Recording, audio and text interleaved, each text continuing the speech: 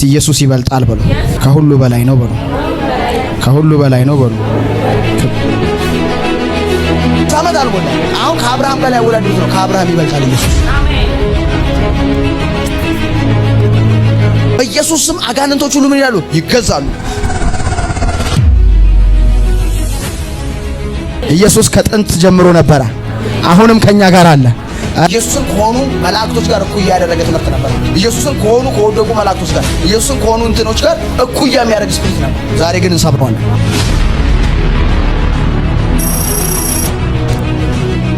እሱ አንደኛ አይደለም፣ ብቸኛ ነው።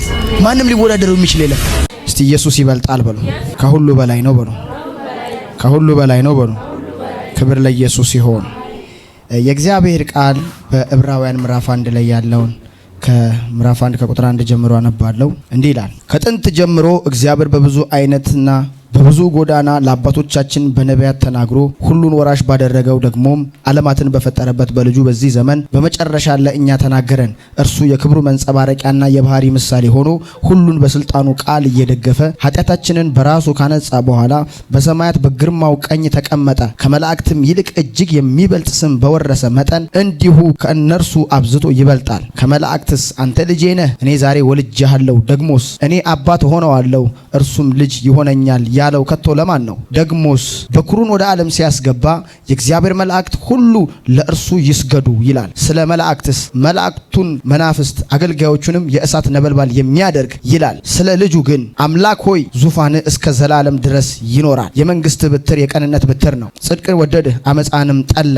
ስለዚህም እግዚአብሔር አምላክ ከጓደኞች ይልቅ በደስታም ዘይት ቀባ ይላል። ደግሞ ጌታ ሆይ አንተ ከጥንት ምድርን መሰረትህ፣ ሰማዮችም የእጆች ስራ ናቸው። እነርሱም ይጠፋሉ፣ አንተ ግን ጸንተ ትኖራለህ። ሁሉም እንደ ልብስ ያረጃሉ፣ እንደ መጎናጸፊያም ትጠቀልላቸዋለህ፣ ይለወጡማል። አንተ ግን አንተ ነህ፣ ዓመቶችም ከቶ አያልቁም ይላል። ነገር ግን ከመላእክትስ ጠላቶችን የእግር መረገጫ እስካደርግልህ ድረስ በቀኜ ተቀመጥ ከቶስ ለማን ተብሏል? ሁሉ መዳንን ይወርሱ ዘንድ ስላላቸው ለማገዝ የሚላኩ የሚያገለግሉ መናፍስት አይደሉምን? ይላል። ክብር ለኢየሱስ ይሁን። እስከ 14 ያነበብኩላችሁ፣ እስከ መጨረሻው ሙሉ አንድ ምዕራፍን ያነበብኩላችሁ። ክብር ለኢየሱስ ይሁን። አሜን አሜን። ኢየሱስ ከሁሉ ኢየሱስ ከሁሉ ክብር ለኢየሱስ ይሁን። የዕብራውያን መጽሐፍ ጸሐፊው በውል ያልታወቀ ጸሐፊ ነው ማለት ጳውሎስ ነው የሚሉ ሰዎች አሉ። ጳውሎስ አይደለም የሚሉ ሰዎች አሉ። ጳውሎስ ነው የሚሉበት መንገድ ምንድነው? አጻጻፉና ከጳውሎስ መልእክት ጋር የሚገናኝ ማንነት ስላለው እንደገና ደግሞ የቃል አጣጣሉ እያንዳንዱ ነገር የጳውሎስን ይመስላል የሚሉ ሰዎች አሉና ጳውሎስ ነው ይላሉ። አንዳንዶቹ ደግሞ አይ ጳውሎስ አይደለም፣ ምክንያቱም የሐዋርያው ጳውሎስ ብሎ ስለማይናገር የሐዋርያ ጳውሎስ መልእክት ብሎ ስለማይናገር የጳውሎስ መልእክት እያንዳንዱ ላይ ስትሄዱ እኔ ጳውሎስ በጌታ ሐዋርያ የሆንኩኝ እያለ ያወራልና ስለማይናገር ብለው ያወራሉ። እና እነዚህ ይሄ መጽሐፍ የተጻፈው ማንም ይሁን ጸሐፊው የተጻፈው ዕብራውያን ሆነው ወይም ደግሞ የአብርሃም ዘር ሆነው ኪዳን ልጆች ሆነው ክርስትናን ተቀብለው በስደት ውስጥ ላሉ ሰዎች ነው ይሄ ቃል የተጻፈላቸው። እና የሚገርማችሁ ነገር በጣም በእምነታቸው ለመሸርሸር እያሉ በነበሩበት ጊዜ ነው ይሄ ቃል የተጻፈላቸው። ስለ እምነት ይናገራል። ስፔሻሊ በዕብራውያን ምዕራፍ 11 ላይ ስለ እምነት ስለ አባቶች በጣም ያወራል። ስለ ክርስቶስ ኢየሱስ ሊቀ ካህንነት ያወራል። እና ኢየሱስ ከሁሉ እንደሚበልጥ የሚያሳይ መጽሐፍ ነው። ከሁሉ የተሻለ ነው። የዕብራውያን መጽሐፍ በጠቅላላ ጭብጡ ስታዩት ከሁሉ ይበልጣል። ኢየሱስ አሜን አሜን። ከካህናት ይበልጣል፣ ከመላእክት ይበልጣል፣ ከምትሏቸው ከሙሴ ይበልጣል፣ እናንተ ከምትሏቸው በመጽሐፍ ከሰማችኋቸው ትልልቅ ሰዎች ሁሉ ይበልጣል እያለ ያስተምራቸዋል። የሚገርማችሁ ነገር ሲጀምር ኢየሱስ ክርስቶስን ዋና የመጣበት መንገድ ምድራዊ ሳይሆን ከሰማይ እንደመጣ ከሰማይ እንደተላከ እንደገና ፍጥረት ሁሉ የሱ የእጅ ስራ እንደሆኑ የሱ ጥበብ እንደሆኑ ይናገራል። ከጥንት ጀምሮ ይላል መጽሐፉ ሲጀምር ለአባቶቻችን በብዙ ጎዳናና ለአባቶቻችን በነቢያትም ተናግሮ ነበረ። ብዙ አይነት ጎዳና ነበረው። እግዚአብሔር ይናገር ነበረ። በነቢያት ይናገራል፣ በአባቶች ይናገራል፣ ትልልቅ ነገር ያደርጋል። አሁን ግን በዚህ ዘመን በመጨረሻው ዘመን የነገሩ መቋጫ የሆነው ዓለማትን በፈጠረበት በልጁ ይላል። ማንን? ዓለማትን ሁሉ የፈጠረው በልጁ ነው። ስለዚህ በልጁ ለኛ ተናገረናል። ክብር ለኢየሱስ ይሁን። ምን ማለት ነው? የእግዚአብሔር የመጨረሻው ድምጽ ምንድነው? ልጁ ነው። በልጁ በኩል ነው የሚያወራው። እግዚአብሔር እስከዛሬ ተናግሮ ነበር። በነብይ ተናግሯል፣ በሐዋርያ ተናግሯል፣ በተለያዩ ሰዎች ተናግሯል፣ በአባቶች ተናግሯል፣ በሕግ ተናግሯል፣ በካህናት በሊቀ ካህናቶች ተናግሯል። ሰው ይሄንን ነገር መስማት አልቻለም። ግን አንድ ነገር አለ። ዓለማትን በፈጠረበት በልጁ መጥቶ ነው የተናገረን። ገባችሁ? ነቢያቶች ድምጽ ይዘው መጥተው ነው ያወሩት። ኢየሱስ ግን ራሱ ቃል መጥቶ ነው ያወራው። ክብር ለኢየሱስ ይሁን። አረ አሜን። እና የሚገርማችሁ ዓለማትን በፈጠረበት በልጁ በዚህኛው ዘመን መጨረሻ ለኛ ተናገረን ባለ እርሱም የክብሩ መንጸባረቂያና የባህሩ ምሳሌ ሆኖ ሁሉም በስልጣኑ ቃል እየደገፈ ኃጢአታችንን በራሱ ካነጻ በኋላ በቀርማው ቀኝ ተቀመጠ ይላል። በስልጣኑ ቃል ምንን? ሁሉን። እስቲ ሁሉም በሉ። ኢየሱስ በሉ። ሁሉንም በስልጣኑ ቃል ደግፏል በሉ። አሜን አሜን። ሁሉንም በስልጣኑ ቃል ደግፏል። የሚገርማችሁ ነገር ሳይንቲስቶች እኛ አይተን አናቅም፣ ምድር በራሷ ዛቢያ ትዞራለች ይላሉ። ገባችሁ አይደለ? ትዞራለች ይላሉ። አዎ እሺ፣ በጣም ትልልቅ የሆኑ ፕላኔቶች አሉ፣ ከምድር እጥፍ የሚሆኑ ፕላኔቶች አሉ ብለው ይናገራሉ፣ ያወራሉ። እንደ እውቀታቸው ነው። ክብር ለኢየሱስ ይሁን። እኛም ደግሞ አምነናል። የሚገርማችሁ እነዚህን ሁሉ ለምን አልወደቁም? አትጠይቁም እንዴ? ለምን አልወደቁም? ወደ ላይ የወረወርነው ዕቃ ተመልሶ እንትን ይላል። መጽሐፍ ቅዱስ ሲናገር በመጨረሻው ዘመን ከዋክብት እንደሚራገፉ ይናገራል። እነዚህን ሁሉ በምን ያዛቸው? በስልጣኑ ቃል። ቃል የሚባል ከአፉ የወጣ ቃል ቆም አለው፣ ቆሞ ይሽከረከራል። እንደ አምፖል ሰቀላቸው ከዋክብትን። ይችላል። ክብር ለኢየሱስ ይሁን። አረ አሜን። በስልጣኑ ቃል ደግፎ ምናል? ኃጢአታችንን በማን ያነጻው? እስቲ በራሱ በሉ። አሁን ብዙ ሰው ይውላችሁ፣ እናንተ ልብስ ስታጥቡ ልብሳችሁን በሳሙና ነው የምታጥቡት። ልብስ በእናንተ ይጠራል እንዴ? አይጠራም። በሳሙና በውሃ ነው የምታጥቡት። ኢየሱስ ግን ኃጢአታችንን በሌላ ነገር አይደለም ያጠበው። በምን? በራሱ። ኃጢአታችንን በምኑ? በራሱ ካነጻ በኋላ በግርማው ቀኝ ምን አለ? ተቀመጠ። ክብር ለኢየሱስ ይሁን። ዛሬ እጸልያለሁ፣ ኢየሱስ ከሁሉ ይበልጥባችኋል። እናገራለሁ፣ ኢየሱስ ይበልጣል። እስቲ ኢየሱስ ይበልጣል በሉ። ኢየሱስ ይበልጣል በሉ። አሜን አሜን። ከመላእክት ይልቅ እጅግ የሚበልጠውን ስም በወረሰ መጠን እንዲሁ ከነርሱ አብዝቶ ይበልጣል። አብዝቶ ምን ይላል? ከመላእክት እጅግ የሚበልጠውን ስም። በነገራችን ላይ ስም ማለት ማንነት ነው። ስም ማለት የአንድ አሁን ለምሳሌ እግዚአብሔር ለክርስቶስ ኢየሱስ ከስሞች ሁሉ በላይ ያለውን ስም ሰጠው ይላል። አይ ስሙ አዳኝ ነው። በእርግጥም ያድናል፣ በእርግጥም ይፈውሳል፣ በእርግጥም ነፃ ያወጣል። ከመላእክት ይልቅ የወረሰው ምንድነው? ስም ሰጥቶታል። በኢየሱስ ስም አጋንንቶች ሁሉ ምን ይላሉ? ይገዛሉ። በሽታ ይፈወሳል፣ ጨለማ ሁሉ ይራገፋል። ግን በዚህ ዘመን እናያለን አይደለ? ብዙ ጊዜ ኢየሱስን ሊወዳደሩ የሚፈልጉ አማልክቶች አሉ። በሰው ልብ ውስጥ በሰው ሐሳብ ውስጥ ኢየሱስን መወዳደር የሚፈልጉ እኔም አምላክ ነኝ የሚሉ እኔም ስግደት ይገባኛል የሚሉ በየቦታው ተቀምጠዋል። በየቦታው ምስል አላቸው፣ በየቦታው ፎቶ አላቸው። መጽሐፍ ሲናገር ግን ምን ይላል? እነርሱ ይበልጣል ይላል። ወዴት ነው እናንተ መስገድ ያለባችሁ? ወዴት ነው መጸለይ ያለባችሁ? ወደ ማን ነው መጮህ ያለባችሁ? ማን ነው የሚሰማችሁ? የሚሰማ እግዚአብሔር ብቻ ነው። የሚሰማ እግዚአብሔር ብቻ ነው። የሚሰማ እግዚአብሔር ብቻ ነው። አሜን አሜን። መላእክትን መናፍስት አገልጋዮችንም የእሳት ነበልባል የሚያደርግ ይላል። ስለ ልጁ ግን አምላክ ሆይ መጽሐፍ ነው እኮ የሚናገረው። ስለማ? ስለ ልጁ። ልጁ ማን ነው? የወረደው ልጁ ማን ነው? የተገለጠው፣ በስጋ የተገለጠው። ምን ይላል? ክብር ለኢየሱስ ይሁን። እስቲ አሜን ትላላችሁ? አምላክ ሆይ ዙፋንህ እስከ ዘላለም ድረስ ይኖራል። አምላክ ማለት ማን ነው? የሚመለክ ስግደት የሚገባው የምትንበረከክለት የምታጠንለት ነው አምላክ ማለት። ስለ ልጁ መጽሐፍት ነው የሚናገሩት። እንዲህ ይላል አምላክ ሆይ። ኧረ አሜን። ደግሜ ያነባለሁ። ዛሬ ሌላ አምላክ ነን የሚሉ ሁሉ መታ ናቸው። ኢየሱስ ጌታ ነው። ኧረ አሜን። አምላክ ሆይ ዙፋን እስከ ዘላለም ድረስ ይኖራል። የመንግስት ብትር የቀንነት ብትር ነው። ጽድቅን ወደደ አመፃንም ጠላ። ስለዚህ እግዚአብሔር አምላክ ከጓደኞች ይልቅ በደስታ ዘይት ቀባ። እንዴት አምላክ ሌላን አምላክ አምላክ ብሎ ይጠራል? ይቻላል እንዴ? አይቻልም። እግዚአብሔር ሌላ እግዚአብሔር ብሎ ይጠራል እንዴ? ኖ። ኢየሱስ መለኮት ነው። ኢየሱስ አምላክ ነው። ከሁሉ በላይ ነው ብለን ስናወራ መጽሐፍ ይደግፈናል። ተረት ተረት አይደለም የምናወራው። ገባችሁ አይደለ? አምላክ ሆይ በኢየሱስ ስም እጸልያለሁ። አሜን አሜን አሜን። አንተ ከጥንት ምድርን መሰረትካት፣ ከጥንት ሁሉንም ነገር ሰራኸው፣ አበጀኸው። አረ አሜን አሜን። ኢየሱስ ከጥንት ጀምሮ ነበረ፣ አሁንም ከኛ ጋር አለ። አረ እስቲ አለ አለ የሚል ሰው አለ ወይ? ኢየሱስ አለ የሚል ሰው አለ ወይ? አሜን አሜን። ጌታ ሆይ አንተ ከጥንት ምድርን መሰረት፣ ሰማዮችም የእጆች ስራ ናቸው። እነርሱም ይጠፋሉ፣ አንተ ግን ጸንተ ትኖራለህ። የእጆቹ ስራ ይጠፋሉ፣ ያጠፋቸዋል፣ አንተ ግን ጸንተ ትኖራለህ። ኢየሱስ ከሁሉ ይበልጣል። ይበልጣል ወይ? አረ አሜን። ኢየሱስ ከሁሉ ይበልጣል ወይ? አረ አሜን አሜን። እስቲ ከሁሉ ይበልጣል በሉ። ኢየሱስ ከሁሉ ይበልጣል በሉ። አሜን አሜን።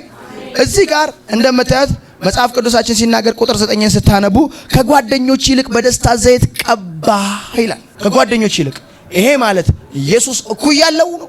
ኖ። ይሄ ማለት ኢየሱስ እንደሱ እኛ እንደምናየው ጓደኛ ነው? ኖ። መጽሐፍ ቅዱስ ምዕራፍ 1 ላይ እዚህ ጋር ሲናገረን እንደዚህ ይላል፣ ከጥንት ጀምሮ እግዚአብሔር በብዙ አይነት ጎዳና ምን ብሏል? ተናግሮ ነበረ። ለምሳሌ በአባቶች ተናግሯል፣ በሙሴ ተናግሯል። አሁን እንዲህ ይላል የእግዚአብሔር ቃል፣ ልክ ኢየሱስ መጥቶ ሲያወራቸው እኛ ያንተ ደቀ መዝሙር አይደለንም፣ እኛ ግን የማን ደቀ መዝሙር ነን? የሙሴ ደቀ መዝሙር ነን። ሙሴንና ኢየሱስን እኩል አድርገዋል፣ ጓደኛ አድርገዋል። ጓደኛ አድርገውታል። መላእክቶችን እናንተም ያመጡና ጓደኛ ያደርጋሉ። ያቺ ሴት የሰማርያቱ ተመናለች፣ አንተ አለች እውነት ከአባታችን ከያዕቆብ ትበልጣለህ? ይሄን ጉድጓድ ከሰጠን ትበልጣለህ? እኩያ ያደርጉት ነው። ጓደኛ በሆነ ዘመን የተገኘ የዛሬ 2000 ዓመት የመጣ ሻርላ ተመልሰሽ ትጠሚያለሽ አለ። እኔ ከምሰጥሽ ውሃ የሚጠጣ ደግሞ ለዘላለም ምን አይልም አይጠማም አለ። እኩያ አይደለሁም አለ ጌታ። እኔ እኩያ አይደለሁም። አረ አሜን አሜን። ስጋ እነሱ ስጋ ነበራቸው። ስጋ ለብሼ የመጣሁት እናንተን ለማዳን እንጂ እኩያ ሆኜ አይደለም። ከጥንትም እኔ መንግስቴ ከሰማይ ነው። ከጥንትም ክቡር ነኝ። አረ አሜን። ኢየሱስ ጌታ ነው። አረ ኢየሱስ ጌታ ነው። ከጓደኞች ይልቅ በደስታ ዘይት ቀባ ማለት ኢየሱስ እኩያ ያለው ማለት አይደለም። ሰዎች ግን እኩያ አብጅተውለታል። ለጌታ እኩያ ሰርተውለታል። እኩያ ሰርተውለታል። አንዳንድ ሰዎች በአፋቸው ኢየሱስ ጌታ ነው ይበሉ እንጂ በአፋቸው አዎ እሱ እኮ መድኃኒዓለም ይበሉ እንጂ ሌላ ነው። ከሱም ይበልጣል። አረ ከሱም ይበልጣል። አረ ከሱም ይበልጥ። በሰዎች አእምሮ ውስጥ ከኢየሱስም ይበልጣል። አንዳንድ ቪዲዮ ላይ ያላያችሁ በኢየሱስ ስም ስትለው ማን ይላል? ገብርኤል ሲጠራ ወይ ወይ ወይ ወይ ወይ ወይ ወይ ተቃጠልኩ። ምን እየሰራ ነው? ሰው ጭንቅላት ውስጥ ኢየሱስን እኩያ እያደረገ ገባችሁ አይደለ? እኩያ በኢየሱስ ስም ያልተቃጠለ በመላእክቶች ስም ሲንገበገብ ይታያችሁ። ራሱ መልአክ ማለት ነው። እንዲያውም እኩያ የሚሆነው የወደቀው መልአክ ከቅዱሳን መልአክ ጋር እኩያ ይሆናል። በምን? በመንፈስነት ገባችሁ አይደለ? በመንፈስ መጽሐፍ ቅዱስ ሲናገር ዲያብሎስ ከመውደቁ በፊት ምን ነበረ? መልአክ ነበረ፣ እኩያ ነበረ። አሁን ምንድነው ልዩነቱ? እሱ ረከሰ፣ እነዛ ቅዱስ ናቸው። እሱ ተጣለ፣ እነሳ በሕያው ናቸው። አሁን ግን ምን ይሰራል? ሰዎችን እያጋዘ ወደ ሲኦል ለመክተት ምን ያደርጋል? ስራውን ይሰራል። ኢየሱስን ከሆኑ ሰዎች ጋር እኩያ ያደርጋል። ኢየሱስን ከሆኑ ጻድቃን ጋር እኩያ ያደርጋል። ኢየሱስ ከሆነ መልአክ ጋር እኩያ ያደርጋል። እንዴት? በልዩ ጎዳና እምቢ ብሎ እኮ ነው። እምቢ ብሎ አስቸግሮ ምን ብሎ ብቻ የእንትና ስም ሲጠራ እሪ ይላል። የመላእክት ስም ሲጠራ ይሄ ታክቲክ ነው። የተመታየውን ትውልዱን አይኑን ከክርስቶስ ኢየሱስ ለምን ነው ያማረግ? የማዞር ስራ ነው የሚሰራው። ትውልዱ ኢየሱስን እንዳይቀበል፣ ትውልዱ ኢየሱስን እንዳያይ፣ ኢየሱስ ደካማ እንደሆነ እንደው የተሰራብን ስራ ልንገራችሁ። የተሰራብን ስራ በጣም ልንገራችሁ። ሰው ቤተክርስቲያን ሄዶ እንደማይባረክ ጠንቋይ ቤት ሲሄድ ግን እንደሚባረክ ያምናል። አይታችኋል? ከቤተክርስቲያን ይልቅ ጠንቋይ ቤት በመሄድ ትርፍ አለ ብሎ ያስባል ሰው። ለምን? እንዴት መጣ? ይሄን ኢየሱስን ከሆኑ መላእክቶች ጋር እኩያ ያደረገ ትምህርት ነበር ማለት። ኢየሱስን ከሆኑ ከወደቁ መላእክቶች ጋር፣ ኢየሱስን ከሆኑ እንትኖች ጋር እኩያ የሚያደርግ ስፒሪት ነበር። ዛሬ ግን እንሰብረዋለን። ኢየሱስ የማንም እኩያ አይደለም። ኢየሱስ የበላይ ነው። ኢየሱስ አንደኛ አይደለም፣ ብቸኛ ነው። ማንም ሊወዳደረው የሚችል የለም። አምላክ ሌላ አምላክ ከአንዱ ውጪ ማንም የለም። አረ አሜን። ስለዚህ ከጓደኞች ይልቅ በደስታ ዘይት ቀባ የሚለው ቃል ምንድነው? በአይሁዶች በጣም ኢየሱስን እየደረደሩ አንተ ከሙሴ አንተ ከምናምን አንተ ከያዕቆብ ምናምን የሚሉ ጓደኛ አድርገዋል። የዕብራውያን ጸሐፊ ሲናገር ግን እንዲህ ብሎ ይነግራቸዋል። ከጓደኞች ይልቅ በደስታ ዘይት ቀባ ይልቃል። ጓደኛ ከምትሏቸው ጓደኛው አይደሉም። በስጋ እኩያ ልታደርጓቸው ትችላል። መጽሐፍ ቅዱስ ሲናገር እንዲህ ነው ያለው። አንተ የ50 ዓመት ያልሞላ ሰው አብርሃምን አይተናል ትላለህ እንዴ? ነው አብርሃም እኮ ቀኔን አያል ምንን ቀኔን አይቶ ሐሴት አደረጋለ። 50 ዓመት አልሞላም። አሁን ከአብርሃም ጋር ያወዳድሩት ነው። ከአብርሃም ይበልጣል ኢየሱስ። አሜን አሜን አሜን። ከሙሴ ይበልጣል። ሕግን ከሰጠ ይበልጣል። ከመላእክቶች ይበልጣል። የዕብራውያን ጸሐፊ ጠቅላላ ሙሉ ነገሩን ሲናገር ምንድነው? ኢየሱስ ከሁሉ ይበልጣል። ታዲያ ወደሚበልጠው ነው እንጂ ዞር ማለት፣ ወደሚበልጠው ነው እንጂ ገሸሽ ማለት፣ ወደሚበልጠው ነው እንጂ ኧረ አሜን ወደ ሌላ እንዴት አይሆንም? እስቲ አይሆንም በሏ። አይሆንም በሉ እስቲ። ኧረ አሜን፣ ኧረ አሜን። ጌታ ሆይ አንተ ከጥንት ምድርን መሰረት፣ ሰማያቶች የእጆች ስራ ናቸው።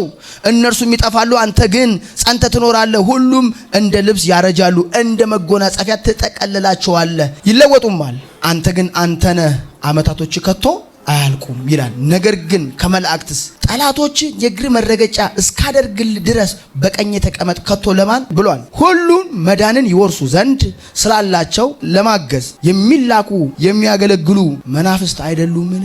አሁን መላእክቶቹን ስራ እየተናገረው ቁጥር 14 ላይ የመላእክቶች ስራ ምንድን ነው? መዳን ላላቸው ሰዎች ምን ላላቸው? እስቲ መዳን በሉ።